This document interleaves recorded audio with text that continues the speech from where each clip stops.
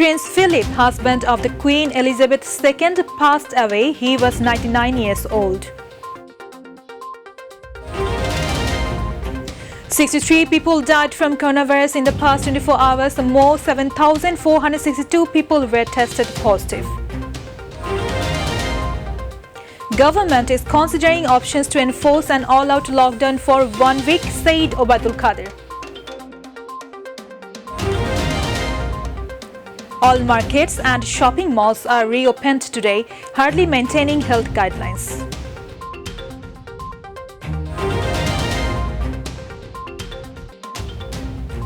Assalamu alaikum. Welcome to MyTV News. I'm Alavi Jahan with you in the newsroom today. You're watching headlines. Now the details. Prince Philip, Queen Elizabeth II's husband, has died aged 99 in Buckingham Palace. The prince married Princess Elizabeth in 1947, 5 years before she became queen. She became queen and was the longest-serving royal consort in British history.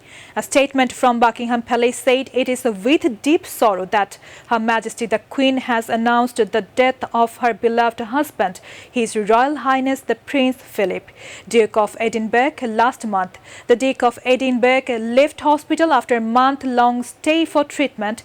Prince Philip and the Queen had 4 children, 8 grandchildren and 10 great-grandchildren.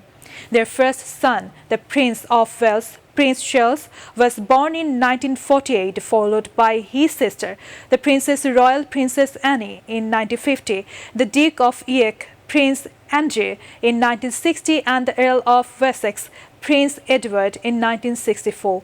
Prince Philip was born on the Greek island of Corfu on 10 June 1921. His father was Prince Andrew of Greece and Denmark, a younger son of King George I of the Hellenes. His mother, Princess Alice, was a daughter of Lord Louis Mountbatten and a great-granddaughter of Queen Victoria.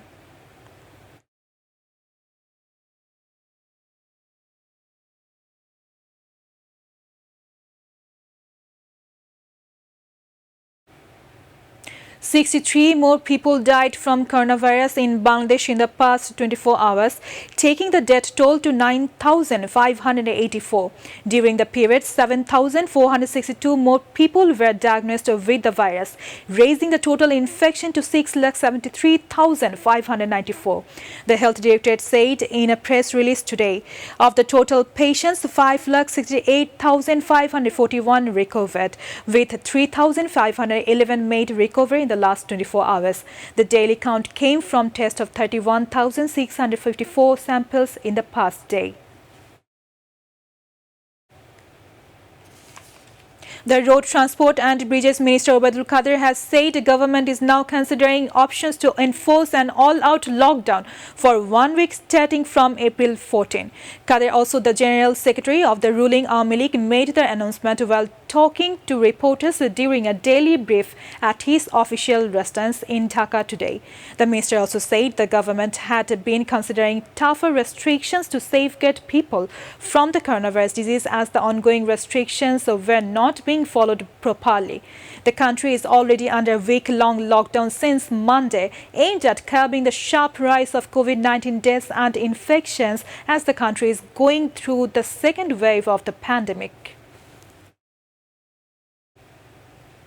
All markets, shops and shopping malls in the capital Dhaka reopened today morning, maintaining hardly health guidelines. The condition for reopening shops and shopping malls is neglected by the shopkeepers and buyers. Early on Thursday noon, the Cabinet Division issued a Gazette notification signed by Deputy Secretary Mohammad Rezaul Islam in this regard. According to the Gazette, markets, shops and shopping malls will remain open from 9 a.m. to 5 p.m. every day till April 13, maintaining health guidelines, and shopping malls will have to make arrangements for hand washing at their entrances.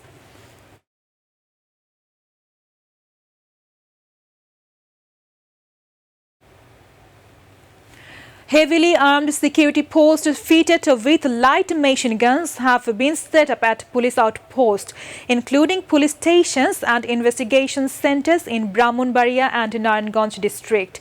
Visitors have been searched before entering the police stations from Thursday afternoon.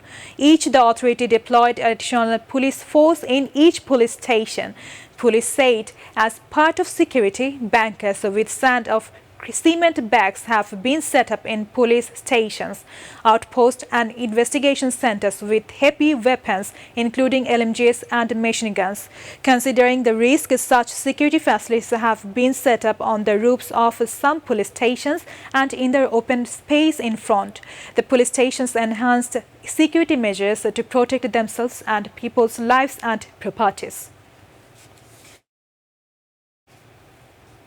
The United States Special Presidential Envoy for Climate John Kerry arrived here to hand over the U.S. President Joe Biden's invitation to Prime Minister Sheikh Hasina for attending a climate summit. Foreign Minister Dr. A.K. Abdul Momen received Kerry at Hazrat Shahjal International Airport in his city as a special envoy arrived here at 11:30 a.m. after wrapping up his India tour. During the visit, Kerry will hand over the U.S. President's invitation to Bangladesh Prime Minister in person to attend the Leaders Summit on Climate, to be held on April 22 and 23 virtually. U.S. President Joe Biden has invited 40 world leaders, including Prime Minister Sheikh Hasina, to the Leaders Summit on Climate that he will host virtually. Thanks for being with us. To join with MyTV News online, visit youtube/mytvnews, and to watch all our programs, visit youtube/mytvbangla, facebook/mytvbangla and twitter/mytvbangla. Our next bulletin will be telecast in Bangla at 7:30 p.m. Till then, stay connected, stay safe. Allah Hafiz.